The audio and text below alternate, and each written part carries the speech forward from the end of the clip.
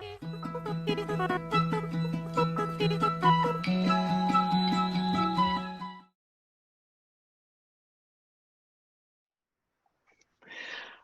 hello, everyone. This is Pastor Grant again with one of our interviews of current students or alumni, or today, former pastors of Jacobs Porch. I'm absolutely delighted to have Pastor Jay Gamelin with us today, who is the pastor of Jacobs Porch from 2005 to 2011. So welcome, Jay. Hey, so glad to be here. It's good to see you, Grant. Thank you. Good to see I you like your too. I like your COVID beard. That's pretty sharp. I've been working on it. Been working to Yeah. push this out as I can. I saw the picture of you with your friend doing the Orthodox hoodie, so that you looked full on the part. That's what I've been working. Always pushing for that monastic lifestyle here on campus. Well, why don't we begin with you just kind of catching us up with where you are at, maybe some touch points on where you've been since Jacob's Porch and how your family is doing. Sure. So left Jacobs Porch to lead medium large church in Lexington, South Carolina, and I was there for 5 years, and it was the best of times and the worst of times. And at the end of that call, pretty burned out and pretty tired, and so was in the midst of sort of pondering like what's next. And Tia was doing the same thing when Tia received a job opportunity in Germany. And so we received a 3-year contract to move to Germany and went there. The idea was, while we were there, was to create a center for wellness and wholeness. So when we came back, we would be working on a center that would be dealing with the whole person: mental, emotional, spiritual, physical self, especially families with children with special needs, since that's Tia's area of expertise. However, we were only there for a year, and our illustrious president was elected, and things started to get wonky. And so they cut 42 positions in the place that she was at, and so we lost our contract, Wow. and so got sent back to the US. And we were homeless and unemployed for about 4 months, and that was an interesting time of life, living on the benefit and grace of strangers and friends. But then eventually took a call at Abiding Hope Church in Littleton, Colorado. I've been there now 2.5 years. Right now I work with our families and helping to build strong and healthy families. And so vision for that is less just kind of doing youth activities and much more about the mental, emotional, spiritual, physical health. So in the end, I am doing the work that I had hoped to be doing with our families. And so I'm doing that. And also the good news is that that vision that we had Tia is starting to see that into formation now with her doing some work in that area as well. My kids are all great. Abel, I'm watching him right now. He's cleaning up sticks in the backyard. He's 16 years old, if you can believe that. He's almost as tall as I am. My son Roman is 14. He's going to be a freshman in high school. Both of them go to Columbine High School, of Columbine fame, but it's a great school. We really love it. And then my son Jude is 12 and will be in his 7th grade year in middle school. And then at last we had, in the intervening years, a bonus baby, and that is Eden Rose Gamelin, and she's only 5. But she goes to preschool and comes to Abiding Hope with me, and is just the most wackadoodle, awesome little human you've ever met. And so we just have a great family. We're all healthy. We're all doing well. We still feel very strong and connected as a family. So overall, I'd say we've made these amazing several transitions fairly well. So that's kind of where we are now. Wow. Well, thanks for the update. You all have been through a lot and crossed the globe, and now back in the States. And I love the pictures of your daughter. She is absolutely beautiful. And I like the TikTok you put out the other day of Isn't her that dancing amazing? in the sand. That was absolutely amazing. Yeah, I tell you, she is. When you have 5 grown adults raising one little one, it creates just a different kind of human. And so it's a lot of fun watching everyone live into that in some really cool ways. Watching the boys, here's the big thing I keep saying: watching my older boys learn how to father is something that most parents don't get to watch their children do. And so that's been a huge gift. Watching Abel put her down to bed the other night, singing her songs and reading her books and having her read to him. It's just powerful, powerful, cool things. Oh, that is beautiful, and just the way in which your family has kind of come together and continues kind of that philosophy that you've had of that whole life kind of spiritual journey together.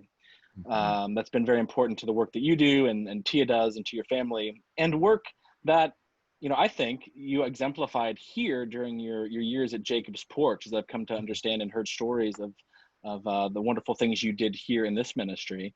Mm-hmm. And I wonder if I could take us back from kind of the moment now to place you back into the early 2000s during your time here at Jacobs Porch, and maybe just give us a sense of what this place was like while you were here. Maybe some things that stand out, or a few memories that give a texture to what the ministry here was like during that time. I think when I think about it, it's really an effort and examination of how communities and cultures evolve, as opposed to get planted. How they grow up and around one another. And so when I arrived here, really terrific group of humans. We active, very active. Tended to be a little bit older, more grad students. Uh, a little bit smaller community, maybe about 10 to 15 in worship, very liturgical. And not that's not a shot, that's just sort of the culture that we had gotten, but also very active community. They wrote their own liturgies. They were vested and involved. But when they called me, when they asked me to come, one of the things I said during my interview process was, if you don't want things to change, do not call me. I am not a business as usual kind of leader. And so we started to ask the questions, and the central question that I brought to the community that I think gets to kind of like my memories. The central question is, what does it mean to build a community based on an ideology, an ethic, and a philosophy and a theology, as opposed to a culture? And so there's so much in Lutheranism that's based on being white Western Europeans, that we kind of inhabit as our identity.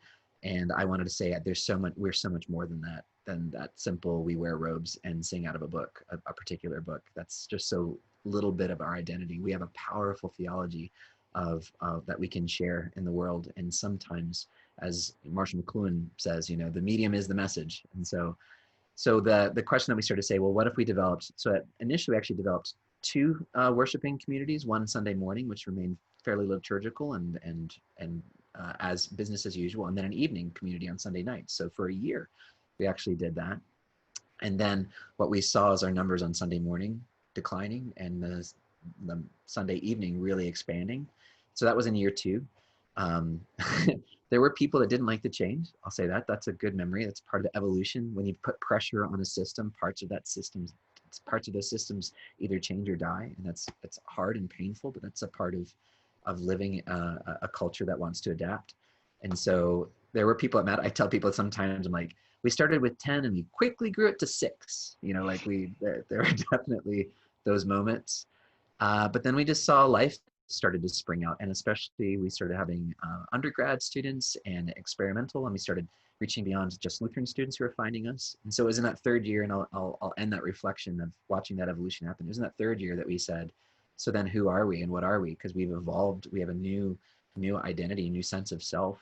And so we went through a long process to choose the name. It wasn't me. I didn't just get up one day and say, we're called Jacobs Porch. We went through a long, detailed process to kind of say, who are we? We took one of those big chalkboards out back by the door, and we wrote like, who are we? What are our names? And people just wrote all sorts of names all over that.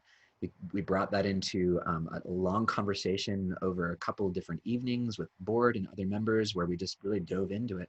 And what came out of that process, we didn't end up voting for the name of Jacobs Porch, but it was almost like ecclesial ballot, where it was like everybody's number 1 or number 2 favorite name. And so we kind of by acclaim ended up saying, it seems like everyone would be happy with this name, even if they're not favorite. And they said, yeah. And so that's how we ended up with the name Jacobs Porch. So my memory is watching this terrific group of people who were invested so much in the community that they wanted to be involved in its evolution. And I still keep in touch with many, and thankful for their witness to me during that time. So that's how we ended up with the name Jacobs Porch. Well, and thank you for walking us through the process there. And I still get asked, every year when somebody new comes, Jacobs Porch. Why Jacobs Porch? Right. And now that I have you here, I would love to ask you that question. I've asked you before, and I've Mhm. gotten some answer, but maybe so everyone else could hear. What was being exemplified in that name Jacobs Porch about the community? So one of our values then, as places evolve, I'm not expecting you all to keep the name Jacob's Porch or keep doing what we've always done. But at that point, one of our big values was that we wanted to wrestle with God. That there was two different kinds of students, both valuable, both looking for community, but both looking for different kinds of community. We saw one kind of student who wanted to everything else in my world is crazy. I want to go somewhere that feels normal, and church is one of those places that makes me feel grounded, and it feels familiar, and it feels whole, and it's home, and that's beautiful, and that's great, and that's holy, and that's perfect. And then there's the other kind of student saying, well, I don't know what I believe. I don't know where I'm at with all of this, and I want to explore deeper part of my spirituality. I'm in a new space, and I'm adopting a new identity. And so where do I belong with that? And so part of what happened in our shift and our evolution is we tended to then move towards that direction of that second student, the latter student. And especially with such a high number of Lutheran churches in the area, we could say, I understand you want that place. We've got a great partnership with many different churches. We can help you find that spot. For us, we're going to land on that place where we really want to wrestle with the big questions of what, who, when, where, why, God. And so we ended up choosing the name Jacob as a great kind of icon of that, as one who spent a life in and out of favor and goodness and badness and struggle and redemption and all of this stuff.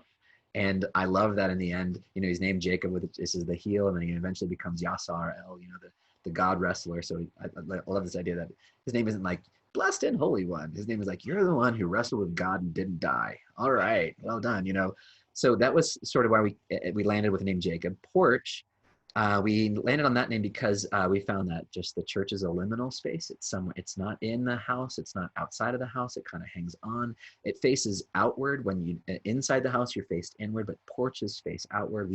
We're very outward facing. I like the idea that we're also just part of the in and out. So we're somewhere in between.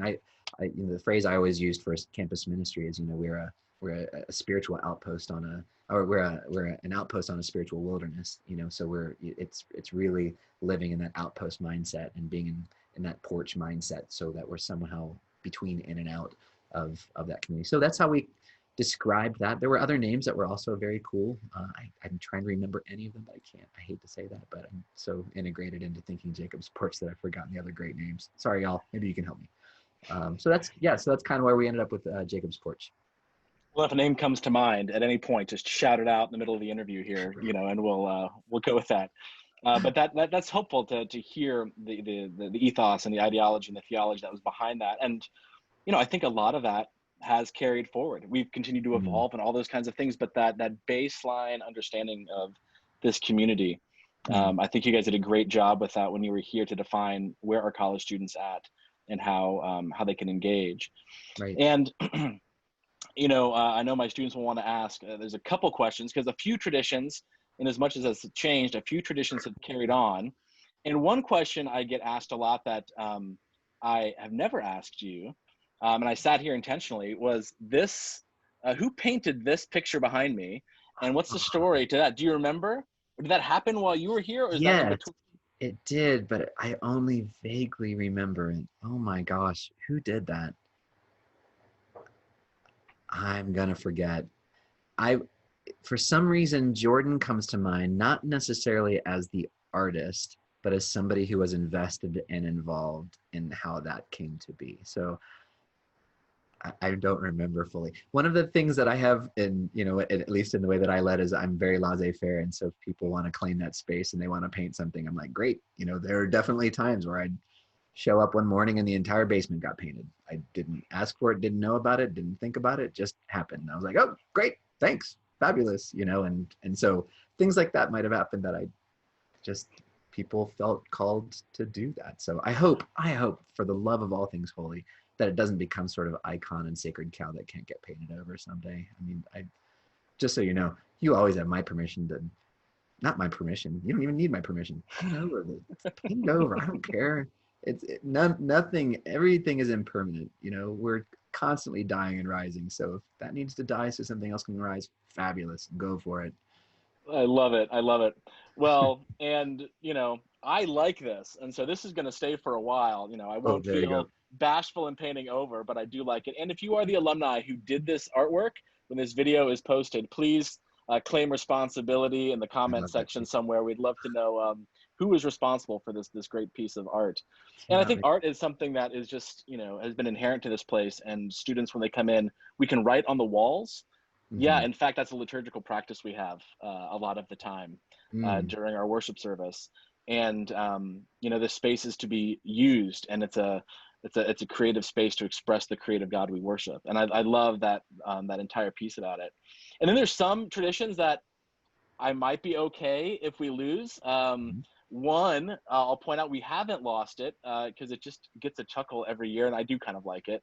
Is around we have a Christmas party every year, and every year we set up like a few leaves from an old like a fake Christmas tree, and we call it the Christmas bush, and we sing a song that predates me.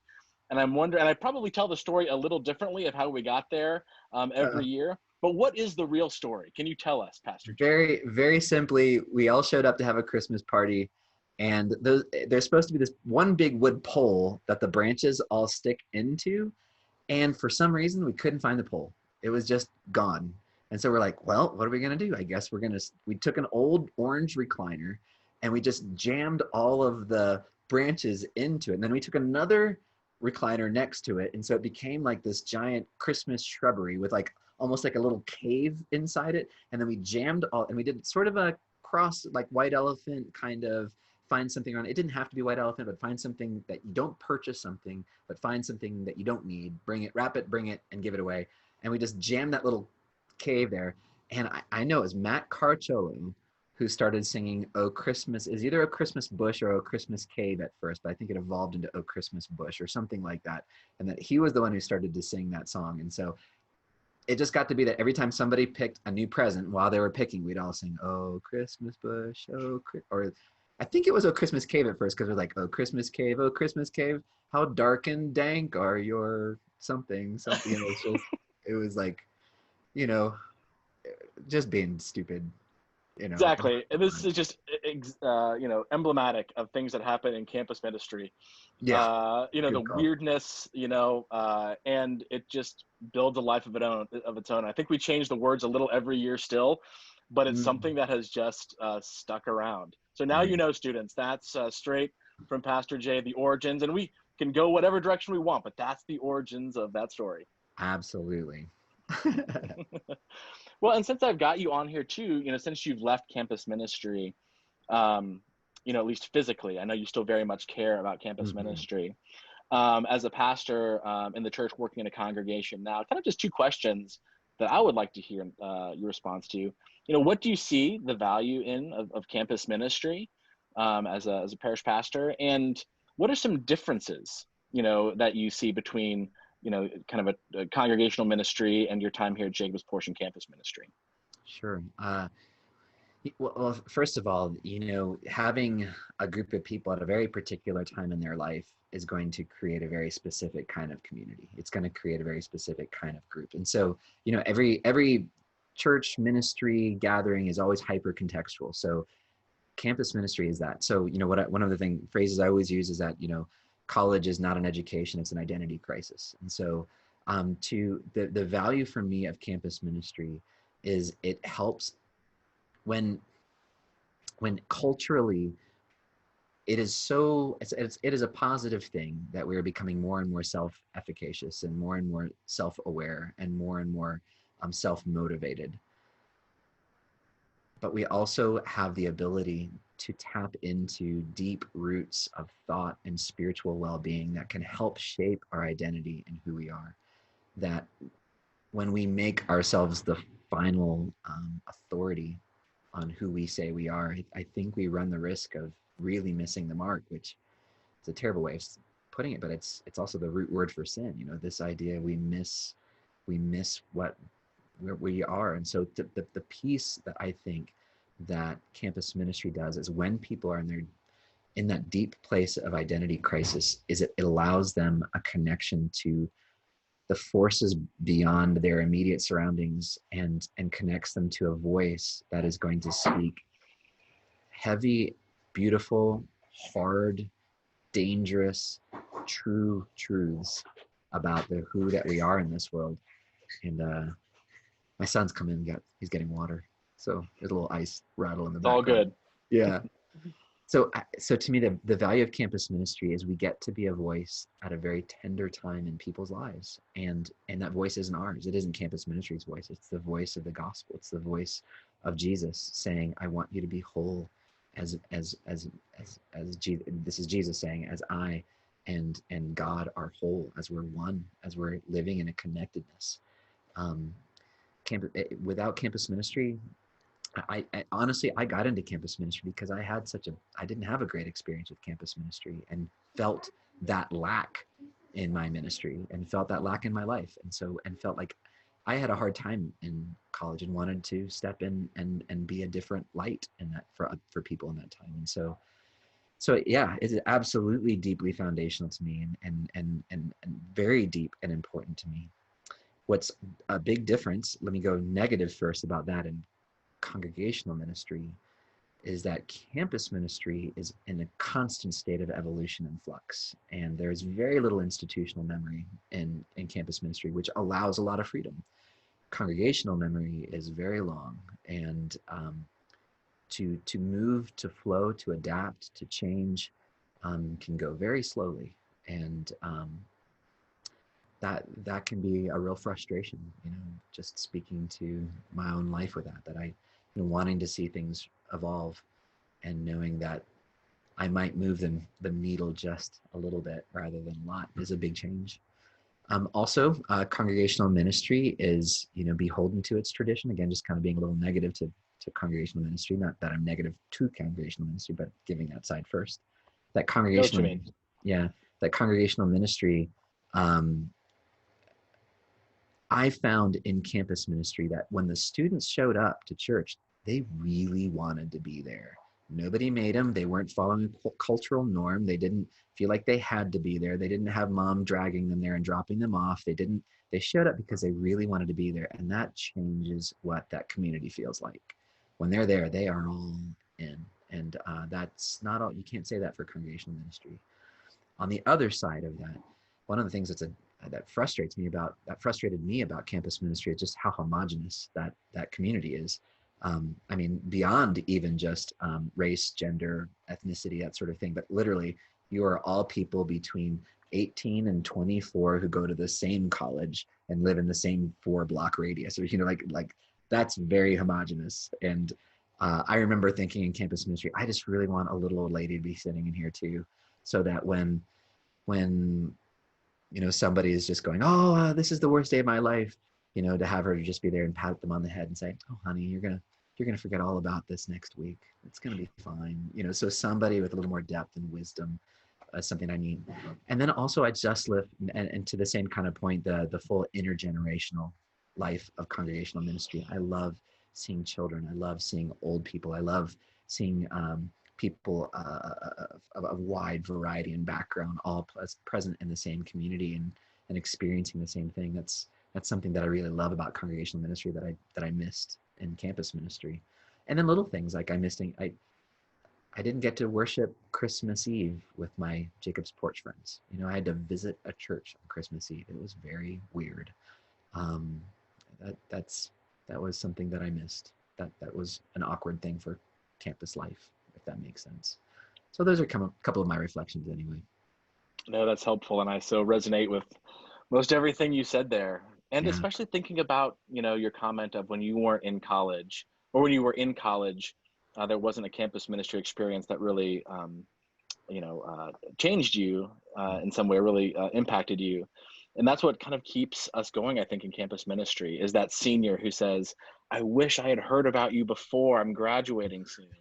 Yeah. And so when we talk to our students of why are we out on campus doing evangelism and meeting people, though that will be harder this year with the pandemic, I say this place isn't for everybody. Right. However, there are a lot of people out there for whom this is an important place and they Mm-hmm. just need to hear about it. And Mm-hmm. so let's go out and be good news, and be invitational for them to come and see, Yeah. and taste and see that the Lord is good, or they want to go somewhere else, but to make that invitation. So yeah, My so thank questions you would for those be, thoughts.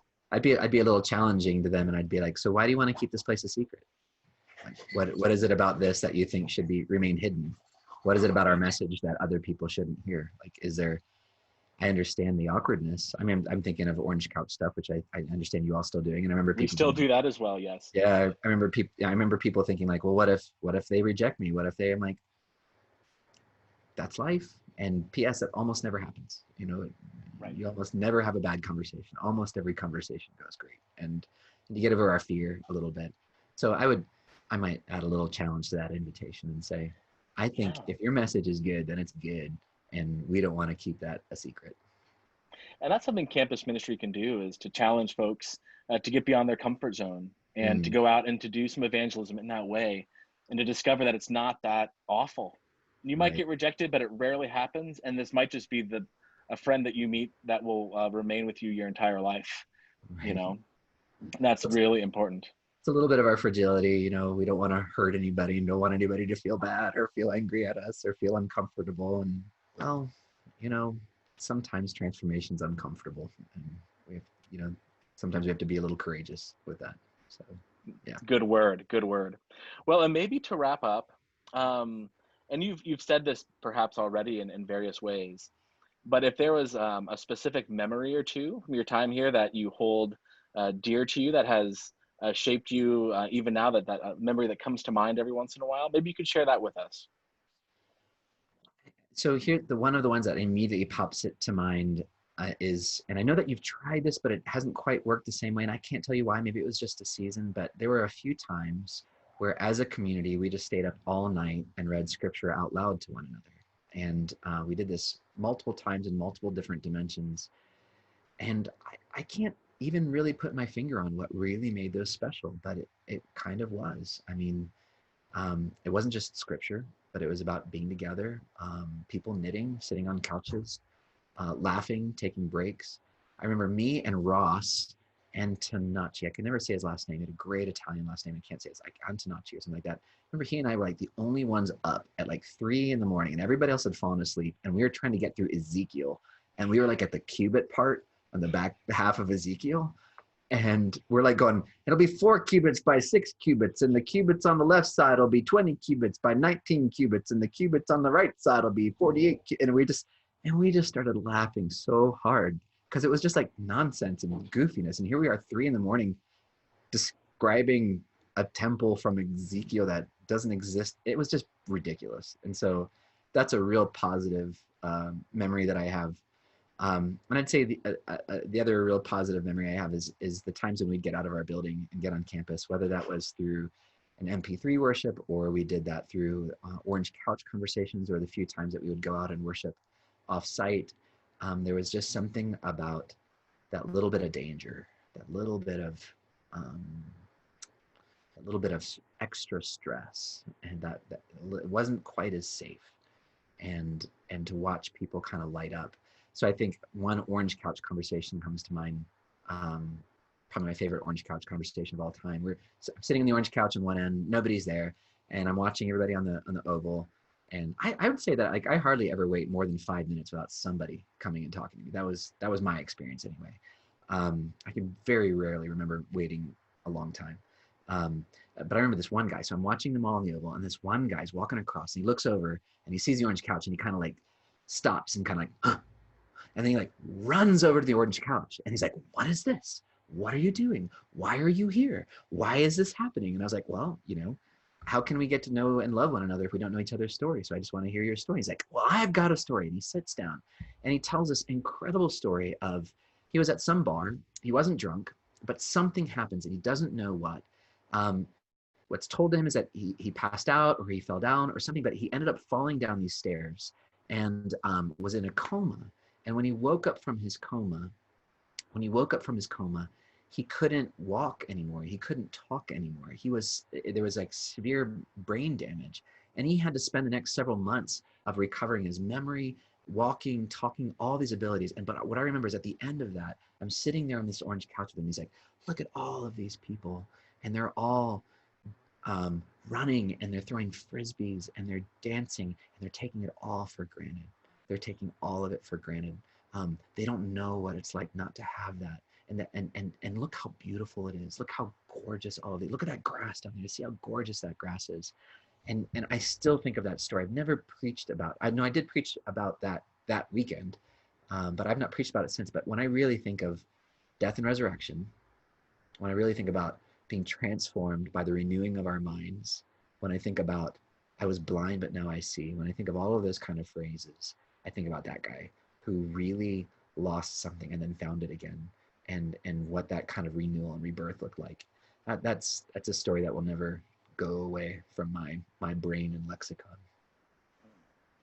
Well, that is a beautiful story to close on. And just thank you so much for your time today, Oh, Jay. man. It's great to have you on. And just to say, friend to friend, thank you for your ongoing support of this place and advocating Mhm. for campus ministry and Jacobs Porch. It just means a lot to us here. And I'm excited for people to see this interview who have not yet met you, but have maybe heard your name or wondered what life was like here in Jacobs Porch from 2005 to 2011. That's So great. And just same thing. Thanks, Grant, for continuing to connect with me. It makes me feel very honored that you would, and I appreciate our friendship. And then also for any alumni who's watching this, just know that you're remembered, and that you're loved, and that I'm very thankful for the time that we shared together. And so thanks to all those alumni. And last, if we were important to you then, I want you to be important to us now and start giving to Jacobs Porch. So I'm going to say that so Grant doesn't have to. Start giving. All right. well, thank you for that too, brother. And thank Sure you thing, Grant. everybody for watching today. And please reach out to connect with us. We'd love to see you. Peace, everybody. Awesome. Bye.